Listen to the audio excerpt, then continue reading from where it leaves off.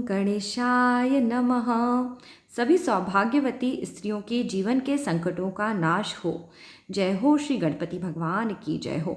नमो देवे महादेवे शिवाय सततम नमः। नमः प्रकृते भद्राय नियताः प्राणतः स्महताम। महागौरी का स्मरण करने मात्र से आपके जीवन के सभी प्रकार के दुख कष्ट दूर हो जाएंगे। दोस्तों, आज मैं बात करूंगी सौभाग्य देने वाले करवा चौथ के व्रत की। करवा चौथ का व्रत वर्ष 2023 में हमें कब रखना है, करवा चौथ के व्रत की तिथि क्या है और चंद्रमा पूजन का सही समय क्या है, इसे भी अब आप इस वीडियो में जानने वाले हैं। तो दोस्तों, जल्दी से चैनल को सब्सक्राइब करिए और वीडियो को लाइक करिए, जिससे कि ये जानकारी अधिक से अधिक लोगों को मिल पाए। वर्ष 2023 में करवा चौथ की तिथि 31 अक्टूबर रात्रि में 9:30 से प्रारंभ होगी और इस तिथि की समाप्ति 1 नवंबर रात्रि में 9:15 पे होगी। दोस्तों, करवा चौथ के व्रत के नियम को सबसे पहले मैं आपको समझा दूं। चंद्रमा का उदय होना इस व्रत में बहुत ही महत्वपूर्ण माना जाता है, क्योंकि करवा चौथ के व्रत में हम करवे में रखे हुए जल से चंद्रमा को अर्घ्य देते हैं। तो जब भी चंद्रमा का उदय चतुर्थी तिथि में होता है, उस दिन ही इस व्रत को रखा जाएगा। अब वैसे तो तिथि 31 अक्टूबर को रात में 9:30 पे शुरू होगी, परंतु जब 31 अक्टूबर को चंद्रमा का उदय होगा उस समय पे तृतीया तिथि रहेगी।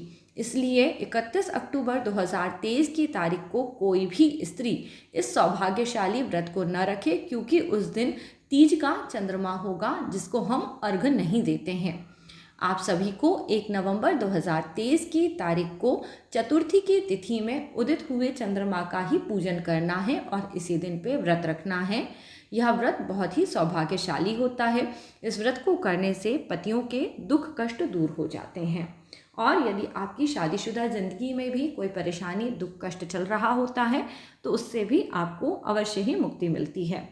इस बार वर्ष 2023 में यह व्रत 3 शुभ योगों में रखा जाएगा।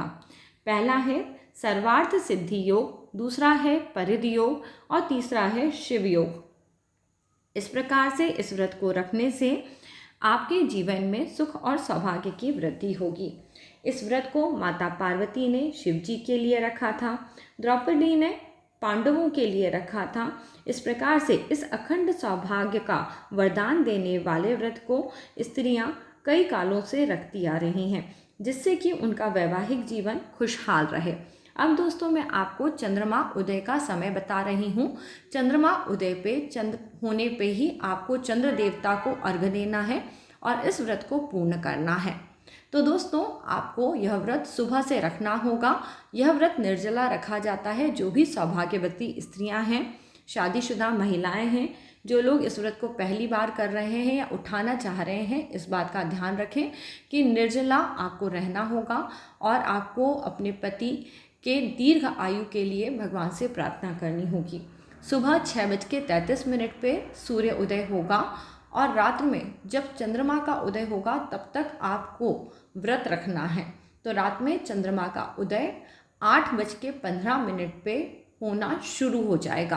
अब बहुत सारे लोग रात में 8:15 पे अगर उन्हें आकाश में चंद्रमा नहीं दिखेगा तो उन्हें लगेगा कि मैंने आपको शायद सही समय नहीं बताया। परंतु क्या होता है, चंद्रमा जब उदय होना शुरू होता है तो एकदम से वो हमें कई बार नहीं दिखाई देता, क्योंकि शहरों में बहुत बड़ी बड़ी बिल्डिंगें बनी होती हैं, जिसके कारण चंद्रमा को ऊपर आने में थोड़ा समय लगता है। तो करीब करीब 8:15 से लेकर 10 बजे के बीच में ये चंद्रमा हो सकता है आपको दिखाई दे। और कई बार अलग अलग शहरों में चंद्रमा उदय होने का समय भी अलग अलग रहता है। और आपको इस दिन पे पूजा पाठ कब करना है, कथा कब सुननी है, इसका समय भी अब आप नोट कर लीजिए। शाम में 5:36 से लेके 7:02 के बीच में आप अपने घर में विधि विधान के अनुसार जो कथा पढ़ते हैं, पूजन करते हैं, वो कर लीजिएगा। कई लोग करवा चौथ की व्रत कथा एक साथ मिलजुल के करते हैं, यानी ग्रुप में करते हैं, जैसे कि करवा बदलना इत्यादि। तो शाम के समय, गोधूली बेला के समय करवा चौथ के पूजा का शुभ मुहूर्त रहने वाला है। इस प्रकार से नियम अनुसार आप करवा चौथ का व्रत रखें। करवा चौथ के व्रत में करवा माता से पूजा प्रार्थना करी जाती है, करवे का प्रयोग करा जाता है। करवा आमतौर पे मिट्टी का ही लेना चाहिए, क्योंकि मिट्टी का करवा पंच तत्वों का प्रतीक माना गया है। यह 5 तत्व होते हैं, जैसे कि आकाश, अग्नि, वायु, जल और मिट्टी। इन तत्वों से मिला हुआ ही हमारा शरीर होता है, जिसके कारण करवे का अत्यधिक महत्व होता है।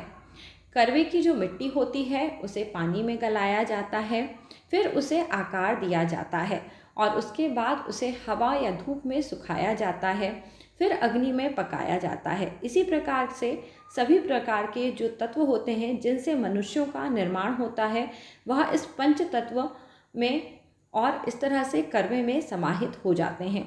इस करवे से जब हम पूजा प्रार्थना करते हैं तो गणेश जी अत्यधिक प्रसन्न होते हैं, क्योंकि जो करवे की टोटी होती है उसे गणेश जी की सूंड का प्रतीक माना गया है और करवे को गणेश जी का ही प्रतीक माना जाता है।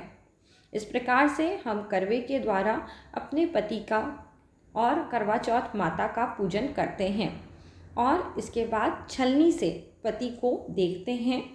इस समय पे हमें चंद्रमा को सीधे नहीं देखना चाहिए, तो पूजा में छलनी का प्रयोग करिए और दीपक इत्यादि जलाइए, जिससे कि आपकी पूजा अच्छे से पूर्ण हो।